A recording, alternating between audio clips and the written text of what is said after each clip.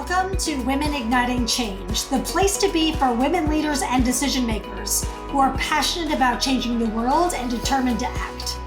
I'm your host, Robbin Jorgensen, former corporate executive, global speaker, and founder and CEO of Women Igniting Change. Let's dive in. Hey, changemakers, welcome back to the Women Igniting Change podcast. Today, I have the privilege of introducing you to Chelsea Elliott. Chelsea is the founder and executive director of an amazing organization called Helen, which I'll talk about in a moment. She is a fierce advocate for helping children see the world clearly, and her efforts have led to significant legislative change. And this year, she was also honored by Nexstar Media as one of their Remarkable Women for 2024. Chelsea, welcome to the show. Thank you so much. It's a pleasure to be back. Good to see you again. So Chelsea and I met, 5 or 6 years ago, I think, something like that. Yeah, so it's great to have you on this platform for sure. So share with our listeners the story behind how you became Helen and how it influenced your journey. Give us that story. Absolutely. So I was 4 years old when I failed a vision test, and we learned that I was blind in one eye. And in kindergarten, a failed hearing test revealed that I was deaf in one ear. So in elementary school, I learned about Helen Keller's life and that she was a blind and deaf woman, and very boldly declared that I was half blind and half deaf. Therefore, I am half Helen. And I never dreamed that a childhood nickname would come to define and characterize the work that I do today at the foundation. So when I was 15, when I was a child and when I discovered my vision loss, I wanted to be an eye doctor so I could rid the world of eye drops. And when I was 15, I had my eye removed as a result of my childhood virus, and I was fit with the prosthetic that you can see today. But it was the journey of losing my eye and overcoming that grief and that loss that became the catalyst for the formation of the nonprofit that I run. So in 2013, I used my graduation funds from college to start a nonprofit organization after my hero, Helen Keller, named Half Helen. And I think last time you and I spoke, my organization was really focused on what I call now phase one, which is the screening and identification process, because vision impairment affects over 63% of children. And Wow. It's such an easy health service to provide, but it can often be the most expensive and inaccessible to help a child see clearly. So I was really proud of our screening program. I don't know if I mentioned at our last conversation, we also have a mobile app that we developed. So we delved into the tech space a little bit. And the beauty of being here in Austin is that we have a really vibrant tech startup scene. So I had wonderful resources, and being a young organization, networking was everything. Asking questions, figuring out how to solve the problem I had, which was communicating to parents that we identified a screening problem, especially for middle schoolers who didn't want to wear glasses. Right. So, it had to be cool. Right. Yes. And I'm like, well, I can't help you if mom and dad don't know there's a problem. Right. So we developed an app, SwiftScreen, and it allows us to not only track screening results in real time, but then to communicate with the parent. Here's a problem, but then here's also the solution. And wow. At that time, I wanted to be in that phase one. I wanted to be the identifier and the facilitator, the connector. But my brother, who was an epidemiologist, had been living in Sierra Leone during the Ebola outbreak. And I come from a family of we're a family of do-gooders. But he was like, so what? What good is it if you identify a problem if the family doesn't have the resources to take action? All you have done is add yet another burden, yet another trouble to their already full plate. And to this day, it's the only time I will ever admit that he was right. I'll never, ever concede that otherwise. But So phase one was all about, so take us through the journey. So phase one was all about the screenings, and you lobbied legislature to actually ensure that screenings were available on a more broad scale. Talk about that first, and then we'll dive into where you are today. Absolutely. So When I was running our school-based screening program, we wanted to use a piece of technology called the Spot Vision Screener. And it's this handheld photo screening device that within seconds can take a picture of an infant as young as 6 months old of their eyes and check for the 6 most common vision problems if they have a refractive error, like being nearsighted or farsighted, having astigmatism, or if they're at risk for more serious conditions like anisometropia or anisocoria, which, if left untreated, can lead to amblyopia, which is the leading cause of blindness in children. Got it. And so the state of Texas at that time, we're not really big on progress down here, was not a fan of updating their screening protocols. So I worked in collaboration with the Lions Clubs of Texas and the Texas Optometric Association to propose a bill, House Bill 3157, that would allow for the use of this photo screen technology for all school-age children. And it passed that session. So it is now officially a legal statute in Texas. That's incredible. I love that. So you started with the screenings, and then walk us through how the foundation has evolved since its inception. So when you and I were talking before we went live, there's so many amazing updates. So give us where the foundation is now and what you're doing. So that so what moment became the catalyst for how do we get into the treatment space, which I call now phase 2. We've identified a problem, and taking it back to Texas, we have very few providers, very few medical doctors enrolled in our state Medicaid program, largely due to the ever decreasing reimbursement for costs. And so even if a child has the eye exam benefits, it's harder than ever for them to find a doctor that will see them. So I thought, what if we became that doctor? What does it take? And I approached a women's philanthropy group here in Austin called Impact Austin. And I asked them for $100,000 to outfit a mobile optometry clinic, our first edition actually, which we named Optical Prime Junior. It was a little Ford Connect Transit that we loaded equipment in. And in fall of 2019, did our very first pop-up clinic in a school. And then in 2020, schools closed when the pandemic hit. So it really forced me back to the drawing board. And in the 6 weeks that our city was shut down, I was watching Netflix, and there was a show called Tiny House Station. And they had taken these refurbished tiny homes, placed them on wheels, and made it a new type of living environment for individuals, families, residents, seniors. And I thought, what if we built one of those? And so I contacted a tiny home builder. I had them draw up plans for a residential tiny house, and then took them to a childhood neighbor of mine. His father owned a commercial construction company. And I said, how do I build a commercial grade tiny house, one that could withstand daily travel? Because in my research about mobile clinics, the wear and tear is usually what slows programs down and really restricts our ability to scale. So in our first conversation, he's like, you realize I build things that stay still. You want me to I was like, I do get that, but what if it were still on wheels? And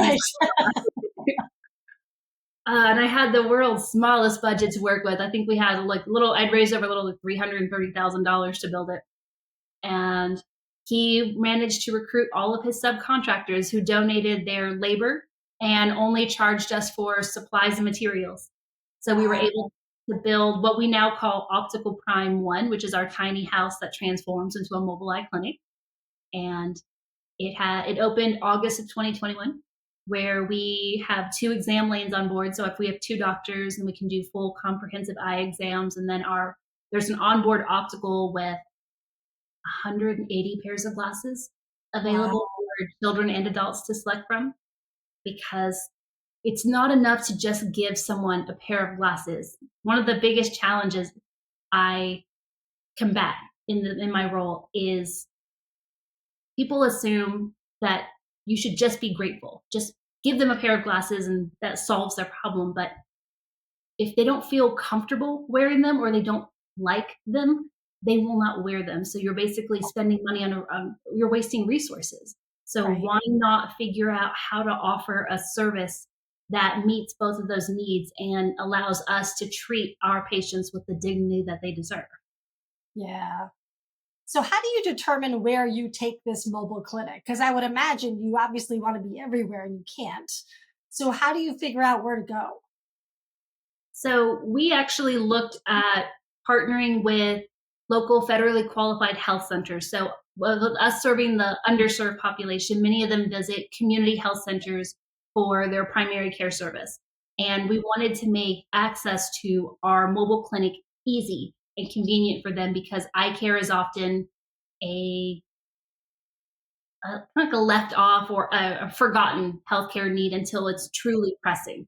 And so, in order to make us relevant and visible, we contacted our community health centers in town and asked for them to block off 14 parking spaces because my first mobile clinic is the size of a semi trailer, a semi truck, Whoa. 55 feet. And they were luckily very open, welcoming. However, we have had some challenges with the growth of our city, the growth of Central Texas in general.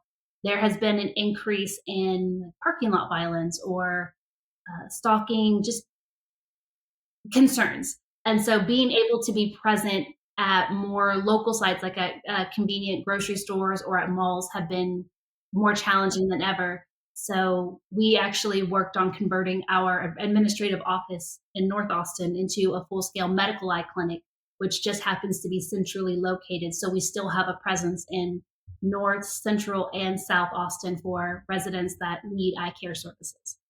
That's incredible. That's amazing.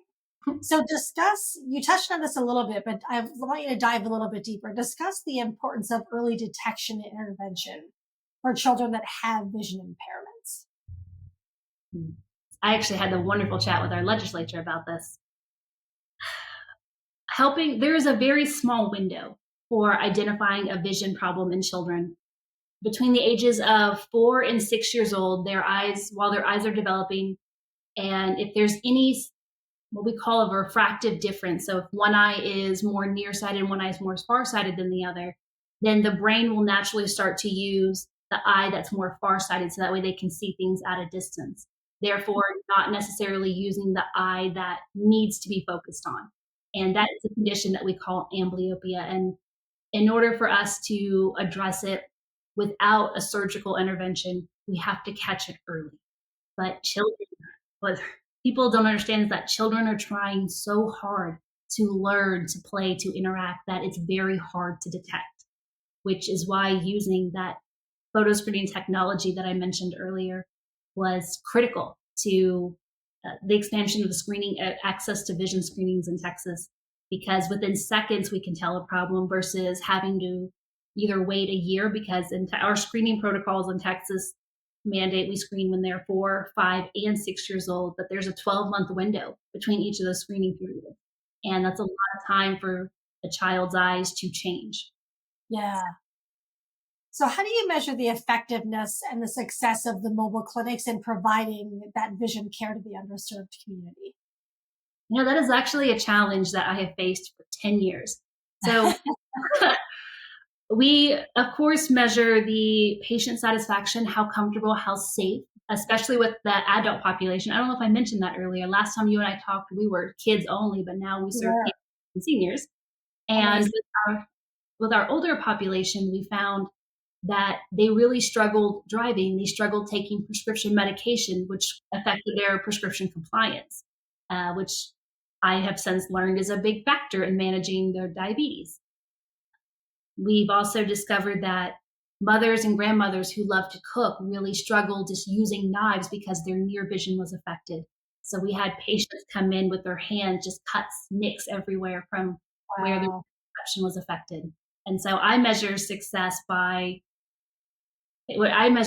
when patients come back and say, I feel safe cooking again, or I haven't cut my hands, I haven't burned myself because I now. Wow. And one challenge I have with communicating changing outcomes to funders is that your eyesight plays a role in every activity from the time you wake up to the time you go to sleep. So it's really challenging to pinpoint what role your eyesight doesn't play in your ability to read your computer screen or your ability to function, to take medicine, to see, to pick up your children, to read.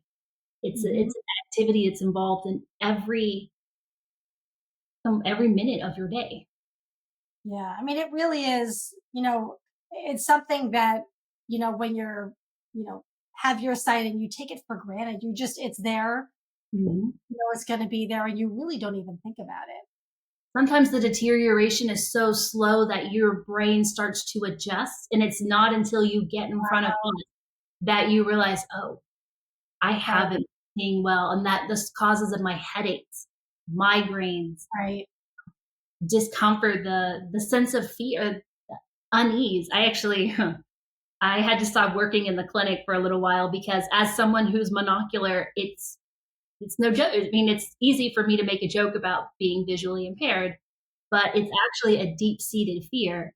Uh, I was teasing, there was an older man on the trailer, which I've since learned that there's no one more sensitive about their eye health than a man in his 50s. But they're very touchy about getting their first pair of glasses.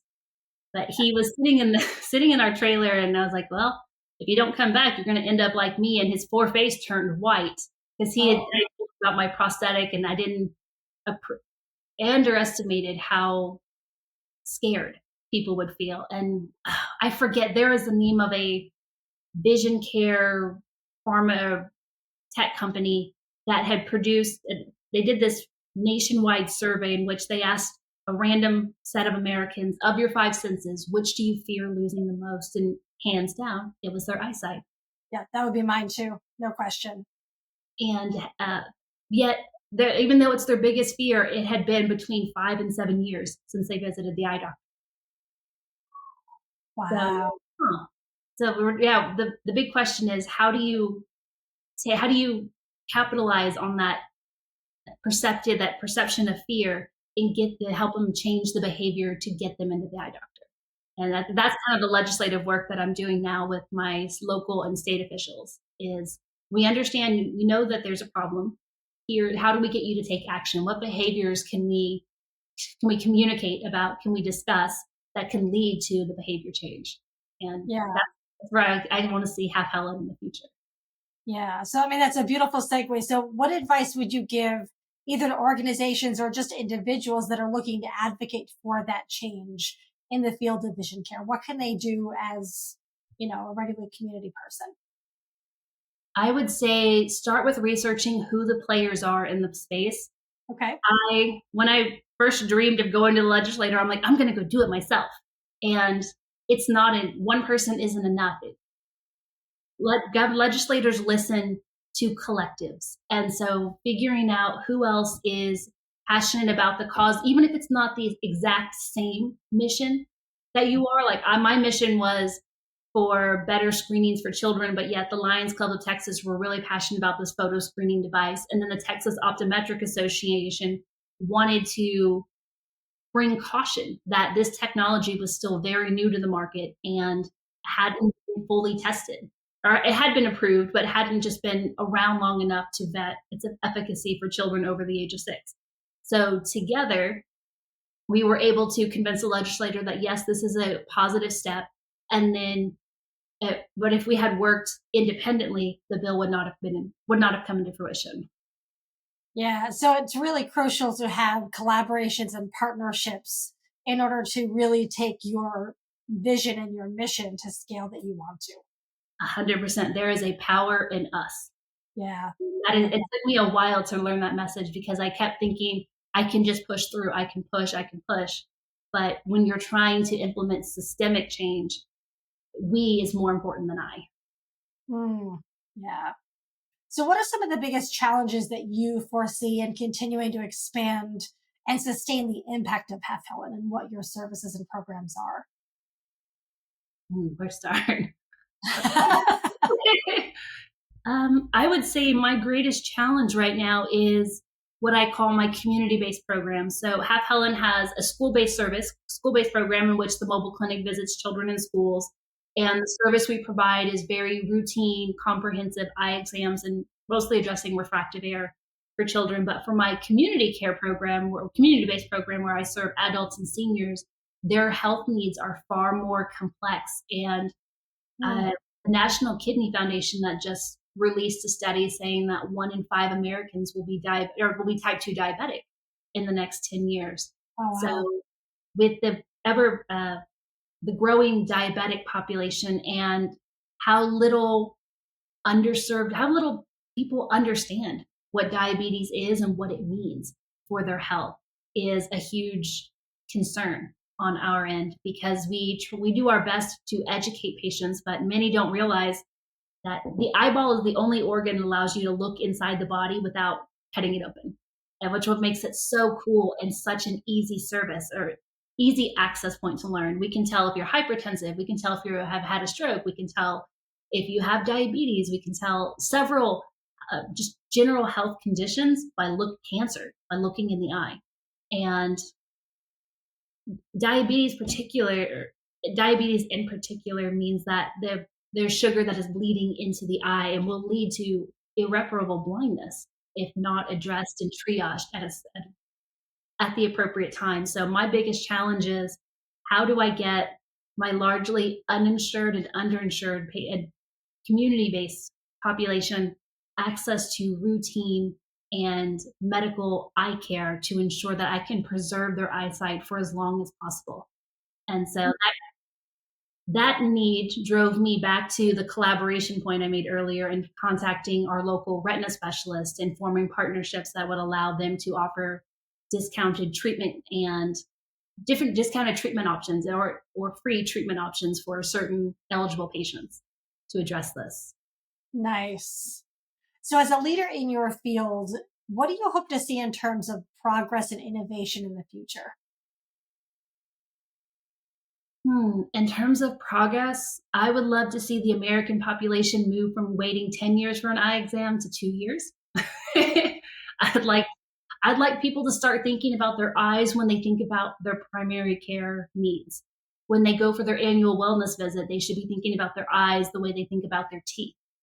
And we have the unique disadvantage, I would say, in that your eyes don't often hurt unless something is severely wrong. So it doesn't have the same pressing need as like a dental emergency or as an acute pain, like respiratory or any other organ that would cause that sensory deprivation or that sensory loss. So I want to see, well, first Austin, and then I want to see Texas, and then I want to see America prioritize their eyes, because they're going to desperately need help in the next 10, 15 years. And I want to see more kids going into optometry and ophthalmology school, because we're going to need doctors to address the healthcare needs that are coming up. Yeah. Talk about the numbers a little bit. The numbers of, children that you've screened in the past 10 years of the number of individuals that you serve on an annual basis, because it's pretty remarkable.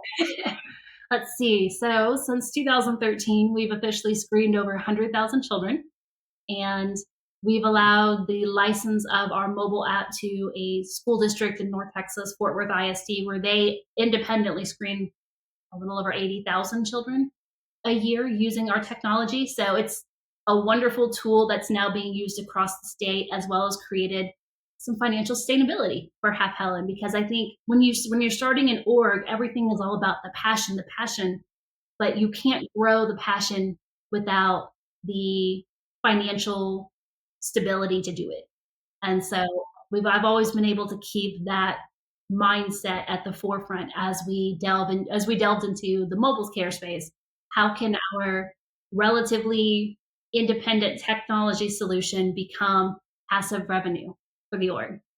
Beautiful. That's amazing. Oh, sorry, the second part of your question. So yes, we've screened over 100,000 children.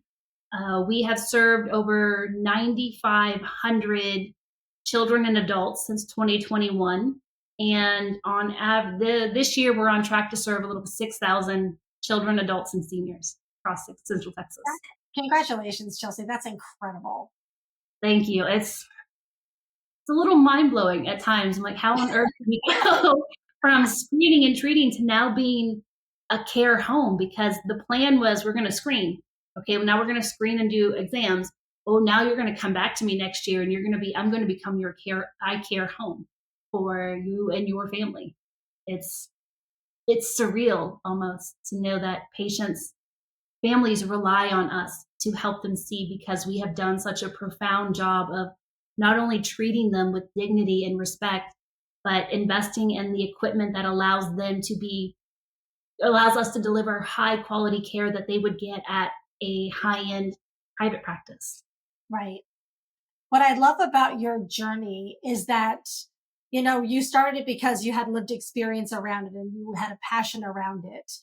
But to start from where you were, and then, in the middle of COVID, you saw a show on Netflix on Tiny House, and that led to this. Like you paid attention to the breadcrumbs along the way and just grew and evolved it into what it is today. Because I think for women, especially, if we can't see the whole path when we want to start something, we're scared to even dive in and take that first step. And you can't see the whole path, right? The path evolves and shows up as you go, right?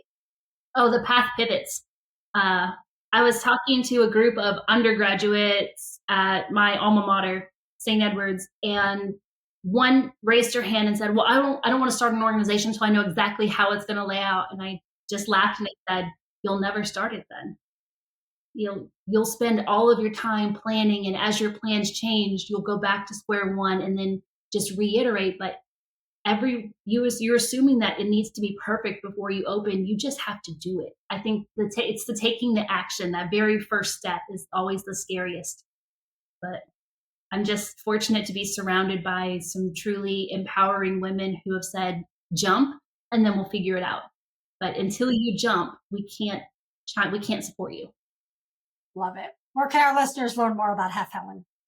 They can visit our website, halfhelen.org. We have a truly phenomenal mission video in which a child of a family that migrated from Kenya talked about how he was labeled a troubled kid. They thought he was a difficult nuisance in the classroom.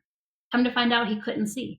So when he got his first pair of glasses, it turned out he was actually pretty smart and got a full ride to Harvard. Oh my, I just got chills when you said that. That's amazing. We will make sure to have a link for that outside of the link to Half Helen in the show notes. Those are I can't even imagine the number of stories like that you come across and people share with you on an annual basis. And I'm sure that fuels you to keep going. Especially when you realize that for children, for example, many of their behavioral incidents reports or their write-ups are genuinely related to things like talking out of turn, irritation, frustration, just non-compliance. And a lot of those indicators are related to their inability to see. And so one of my favorite stories is she was in kindergarten, Camilla, beautiful, bright, happy little girl, hated going to school. And I'm like, you're 5. How can you hate coming to school? This is the happiest time. She said she hated school because she always got in trouble. Her teacher was always mad at her. And I finally just said, why? Why is your teacher mad? Like, well, I can't see what's on the board, so I have to ask my friend, and then I get in trouble for talking. So I'm like, oh, sweet, let's look at that. So she got an eye exam with us, and she had a severe astigmatism, which is called blurry vision. And it means that light was entering her eyes and focusing on different parts of her retina. So her brain could not focus. And she could not see a clear image the way you can with correction or someone without a vision problem. So I brought her back a pair of glasses. She picked out these blue with like rainbow temple frames, and wore them for a week, but I had returned to the campus a week later to deliver more glasses, and she saw me and ran up and said, guess what? I don't get in trouble anymore. I was like, you go, girl. That's incredible. Oh my God. Chelsea, thank you so much. This was enlightening, informative. It was so great to see you again. I'm so thrilled for all of the success that you've done with Half Helen. Thank you. It's so good to see you again too. Yeah, for our listeners, we will have links to Half Helen, a separate link to that mission video that Chelsea mentioned, and we'll see you back here next time. Take care, everybody. Thank you so much for listening to Women Igniting Change. I know creating change matters to you. If you enjoy what we talk about on the show, please take one action today and share it with someone who could benefit from listening. Until next time, keep standing up and speaking out for what matters.